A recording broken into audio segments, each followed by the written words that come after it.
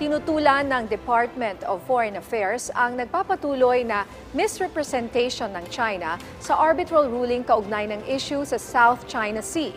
Ito'y kasunod ng pahayag ni China Consul General Zhang Zhen sa isang okasyon sa Iloilo City na null and void ang 2016 arbitral ruling.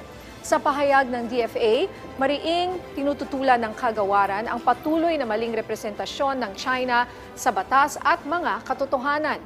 Dagdag pa ng DFA, ang Pilipinas at China ay parehong kasama sa United Nations Convention on the Law of the Sea o UNCLOS.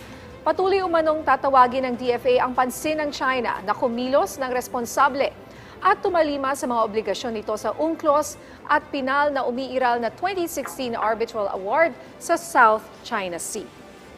Samantala na mataan ang presensya ng mga warship ng China sa kasagsagan ng ikatlong Maritime Cooperative Activity sa pagitan ng Pilipinas at Estados Unidos sa West Philippine Sea.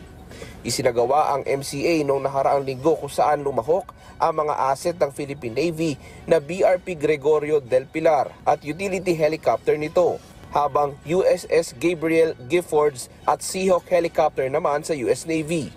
Kabilang sa joint exercises ng dalawang Navy ng Pilipinas at US ang communication exercise at ship-to-ship maneuvers. Ayon sa Philippine Navy, dalawang People's Liberation Army Navy ship ng China ang namonitor pero wala naman itong anumang aksyon na ginawa para maantala ang joint exercise.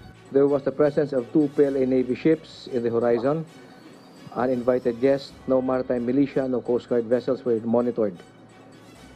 They did not interfere in any way whatsoever. I could not speculate why they did not interfere, but generally our MCAs or other activities conducted with other like-minded navies, the PLA Navy just monitors the activity, but they do not do any illegal maneuvers.